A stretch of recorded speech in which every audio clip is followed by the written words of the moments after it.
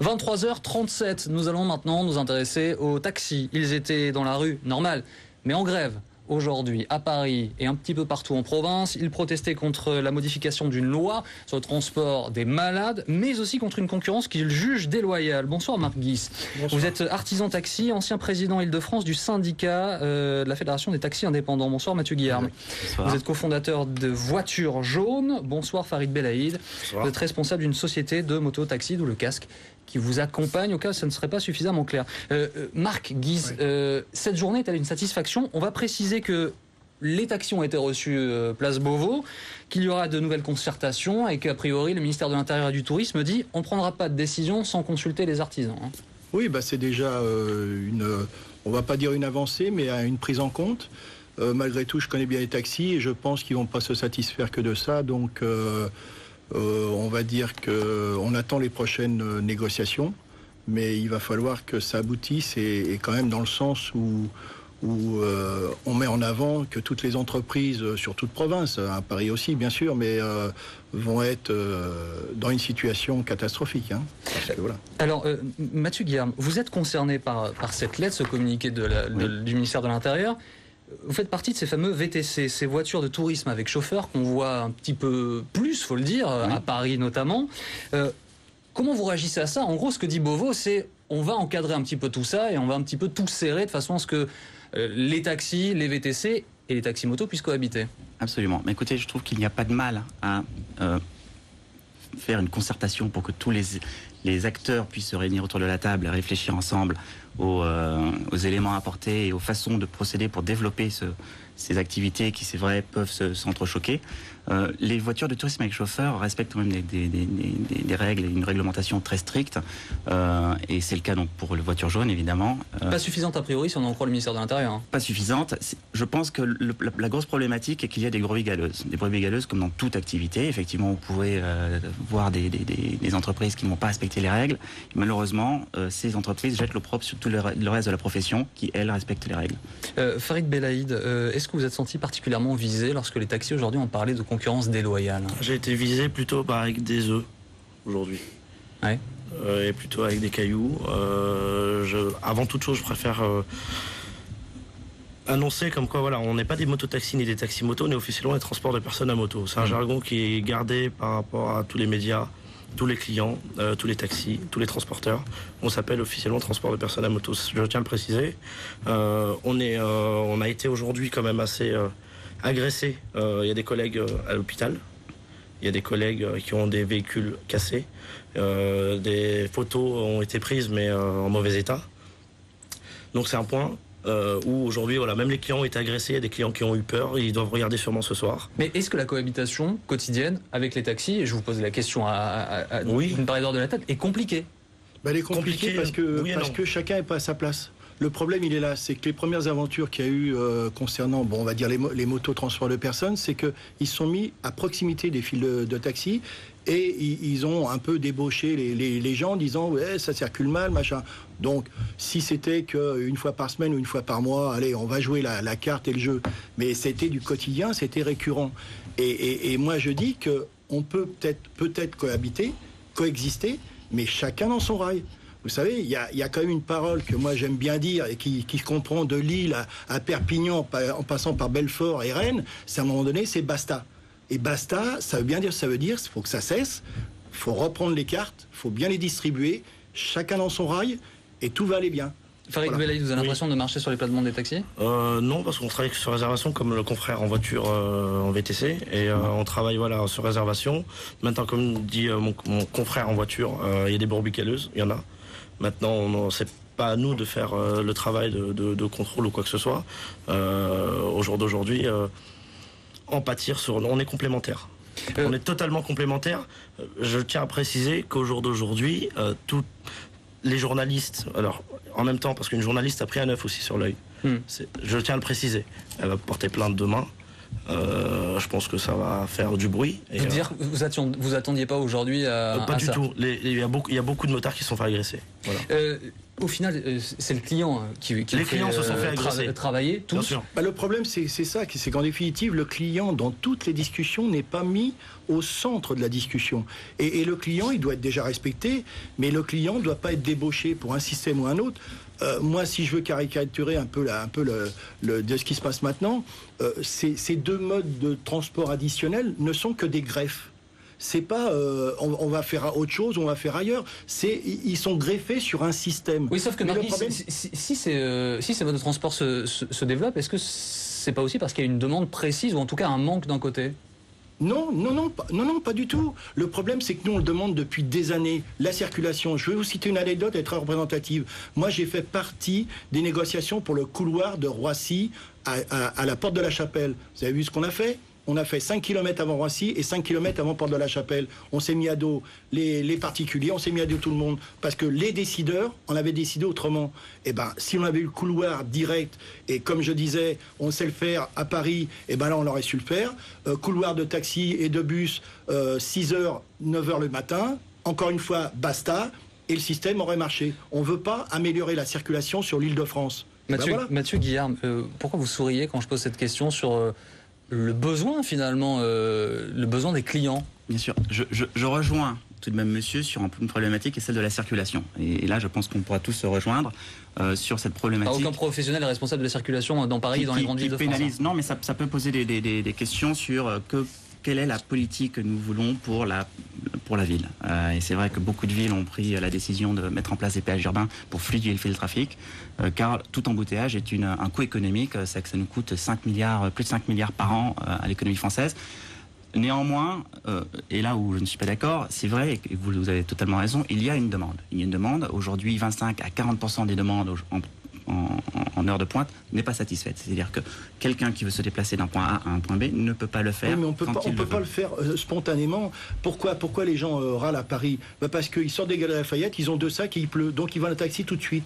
On fait pas une carrière sur du spontané. Service, n'oubliez pas. Non, mais on peut pas faire une carrière sur du spontané. Un taxi, c'est pas 2 heures par jour et 2 heures par mois. C'est toute la journée, c'est entre 10 et 12 heures, et il faut les nourrir les 10 ou 12 heures. Sûr, c'est bien un choix. C'est un choix. Les personnes qui ont voulu être transporteur en taxi, c'est un choix. Moi, à l'époque, avant de me lancer dans ce transport de personnes à moto, moi de métier, je suis chauffeur de car à la base. Voilà, et je suis motard. Donc j'allais me lancer dans le transport en taxi. Je me suis dit non, je ne veux pas me mettre une balle dans le pied avec 200 000 euros. J'ai préféré créer ma société et mettre peut-être cet argent-là ailleurs. 200 000 euros, c'est le prix d'une licence pour avoir le droit de travailler. En sachant qu'elle est gratuite. 240 000 aujourd'hui. C'est-à-dire que c'est vrai qu'on entend les taxis dire que leur chiffre d'affaires baisse, que la concurrence leur prend des parts de marché. Non, parce que c'est l'offre et la demande du marché. C'est l'offre et la demande du marché. Cette licence est passée de 156 000 euros en 2008 à 240 000 euros aujourd'hui. Comment l'expliquer si ce n'est que l'activité marche très bien? Vous savez, faut savoir qu'un artisan taxi, dès qu'il s'arrête, c'est 700 euros par mois. Donc, comme il a travaillé 15 heures par jour pendant 30 ans... Excusez-moi, messieurs, je vous coupe un instant parce que je voudrais revenir quand même à la question du service, à la notion de service pour les clients. Aujourd'hui, c'est un des éléments que vous mettez en avant. C'est un des éléments que nous mettons en avant, absolument. C'est-à-dire que c'est vrai que mon ami parle ici de complémentarité, et c'est exactement ce dont nous parlons. Non seulement nous ne sommes finalement en concurrence, si on doit parler de concurrence loyale, par ailleurs, que sur 30% du marché. Il faut savoir que 70% des courses d'un taxi viennent soit du trottoir ou de station.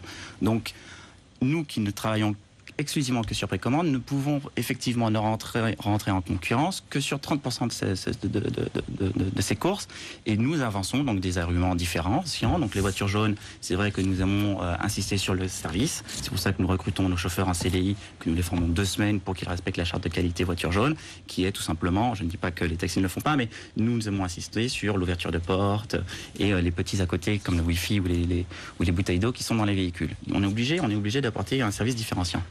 Oui, mais vous savez, par exemple, vous prenez l'examen de taxi, c'est quand même 8 semaines, plus 2 derrière. Enfin, je veux dire, il y a la législation, il y a le service aussi. Effectivement, bah oui, on apprend aussi aux gars à ouvrir les portes. Mais c'est vrai aussi que, voilà, des fois, pour beaucoup de raisons, voilà, il y a un empêchement ou ce que vous voulez. Mais je pense pas, je vous dis, vous pouvez être complémentaires, ça je veux bien l'entendre, mais chacun dans son rail, je veux dire. Moi, j'admets pas qu'il y ait des motos à 15 mètres d'une file de taxi, comme j'admets pas que les voitures fassent un peu la navette pour dire tiens, on est là, regardez, c'est bien jaune. Il manque des infrastructures, je pense, aussi sur certains endroits. Et ça a été placé là dernièrement sur la gare de Lyon, des places de taxi, des places réservées aux motos.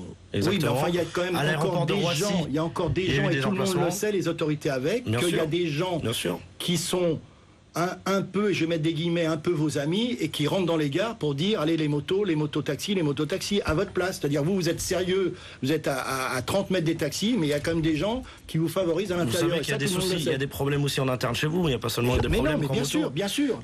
Quelque part, ce qui s'est passé aujourd'hui par rapport à cette grève, moi je comprends tout à fait que la peur de perte de marché, la peur d'avoir ces 95% de travail en moins, je comprends tout à fait. Mais c'est un investissement. Écoutez-moi 2 petites secondes, je suis avec vous et je pense qu'il y a pas mal de collègues qui sont d'accord.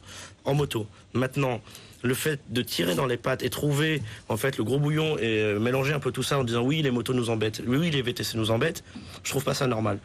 Et se retrouver comme ce qui s'est passé aujourd'hui, caillasser, avoir des clients en pleurs, avoir des clients qui ont eu très peur. Ça c'est l'irrespect. Honnêtement c'est des voyous. Voilà, je trouve ça pas normal parce que nos clients sont vos clients, nos clients sont nos motos. Enfin, je pense que c'est plutôt nos clients que vous avez récupérés. Non, pas spécialement. On a récupéré des clients business qui ont besoin de gagner un maximum de temps. Est-ce que les clients sont la propriété de quelqu'un ou pas, messieurs? Bon, c'est une question qu'on peut se poser aussi ce soir. Je sais bien. Enfin bon, faut dire les réalités telles qu'elles sont. Avant, les motos n'existaient pas, et c'est par des petites lacunes de taxi que les gens se sont dit bon, maintenant il y en a marre, machin. Vous savez, moi, j'aime bien la moto, mais c'est vrai que quand il pleut, je me dirais qu'il y a quand même un risque supplémentaire. Mais je vous inviterai à monter avec moi sans problème. Maintenant, c'est vrai. Non, mais ça va se finir comme ça, vous allez partir tous les trois. Non, mais j'ai aussi des clients qui m'ont dit, je les ai pris une fois, c'est quand même sympa, mais j'ai eu peur. Donc voilà, donc c'est pas parfait non plus. Mathieu Guillard. On parle de qualité de service et donc ça c'est ce qui nous différencie effectivement chez Voiture Jaune. Malgré tout, si on peut revenir aux chiffres, aujourd'hui à Paris nous avons donc 17 300 taxis. Il faut savoir qu'en 1937, il y en avait 14 000. En 1995, il y en avait 14 000. C'est-à-dire que pendant énormément de temps, alors que l'économie, le PIB a augmenté de 75% depuis 1995, le trafic aérien et le trafic ferroviaire aussi, on se retrouve avec à peine 15 à 20% d'augmentation de licences de taxi. Après, il faut se poser peut-être une question. Oui, mais il n'y avait pas les mêmes modes de transport. Bah oui, avec les 14 000 taxis, il y a 35 ans, il y a 40 ans, il n'y avait pas de RER, il n'y avait pas de... Est-ce que la RATP vous a fait du tort ? Comment expliquer à ce moment-là Aujourd'hui, est-ce que la RATP vous a fait du tort en sachant que... Non, on est aussi en complémentarité. Voilà. Mais je pense que les motos, c'est la même chose, les VTC, c'est pareil. Oui, mais bien sûr, mais je vous dis, chacun dans son rail. Le problème, il est là. Il n'est pas autre part. Moi, je le connais, chacun dans son rail. Je peux vous dire, si vous vous proposez. Si vous êtes à l'autre bout de l'aéroport, que vous venez sur commande, sur fax ou sur SMS, vous allez voir, chacun va être tranquille. Si vous êtes à 25 mètres d'une station, moi, je dis non. Et voilà, c'est comme ça. Et alors, créer des infrastructures. Ah bah oui, là, je suis d'accord. Je ne peux pas être désaccord avec monsieur. C'est pas de notre ressort. Nous nous désolidarisons complètement des sociétés qui racolent et qui ne respectent pas les règles. Voiture Jaune est une société sérieuse, et je pense que monsieur aussi, qui respecte les règles et qui sont très strictes. Après, les brebis galeuses, malheureusement, nous ne pouvons pas... On a l'impression que quel que soit le sujet, c'est valable sur celui-là comme sur d'autres, qu'à chaque fois, c'est une minorité de professionnels qui crée une vraie problématique pour l'ensemble d'un corps de métier. Parce que il y a peut-être un encadrement. Il y a quand même un encadrement. Bon, par exemple, moi je le sais, il y a quelques années, une dizaine d'années, il y avait 7 BR sur Paris. C'est la police des taxis. On est passé à 80. Moi je veux dire, vous voulez que je sois vrai, on devrait en mettre 150. Et comme ça sera bien. Mais 150 pour tout le monde aussi. Pour que chacun soit bien dans son rail. Et là, je peux vous dire, demain matin, ça irait. Voilà. Donc il y a une volonté de cadrer les choses, mais que chacun soit dans son rail et plus personne bouge, sauf son métier. Il nous reste 2 minutes. Vous disiez tout à l'heure, les taxis vont aller plus loin. Il va y avoir 2 réunions d'ici fin janvier du côté de la place Beauvau et avec le ministère du Tourisme. Ça veut dire quoi aller plus loin? Tout ce que je souhaite, c'est que ces 2 réunions ne soient pas la maladie du siècle, c'est-à-dire la réunionite. Il faut arriver à un compromis qui satisfasse l'ensemble des taxis, surtout les artisans, surtout en province, mais j'oublie pas ceux de l'Île-de-France, bien sûr, mais que ça soit concret, signé. Pas de la réunionite, comme moi, je m'excuse de le dire, quand même, je vais vous le dire, que j'ai connu depuis bon nombre d'années. Est-ce qu'il peut y avoir des décisions prises pour votre avenir, messieurs, sans que vous soyez présents à ces réunions? Je pense que c'est absolument indispensable que nous soyons présents à ces réunions. Je suis tout à fait... Est-ce que vous avez été sollicité? Est-ce que vous devez représentants... concernant la CPRM, c'est encore très jeune. Bon, nous n'avons votre utilité. On ne parle pas de la question des malades, là, on parle aussi de la question des véhicules de tourisme avec chauffeur qui a été abordée du côté du ministère du Tourisme. Au jour d'aujourd'hui, il n'y a pas de structure sérieuse et de représentants sérieux pour faire monté ce créneau de moto. Je pense pour les VTC, c'est la même chose. Tout le monde veut essayer de tirer la corde vers soi. Et dans quel but, je ne sais pas. Mais voilà, le problème est que tout le monde essaie de se couvrir d'une manière ou d'une autre. Peut-être que les taxis à l'époque, ces personnes-là à l'époque ont voulu. C'est terminé. Et ben c'est fini. Bon, on s'arrête là. En tout cas, merci beaucoup messieurs d'avoir été avec nous ce soir en direct pour discuter sur BFM TV. On suivra ça de très près évidemment. Le journal de la nuit à suivre avec Jean-Rémy Baudot juste après le replay, le meilleur de la journée sur BFM.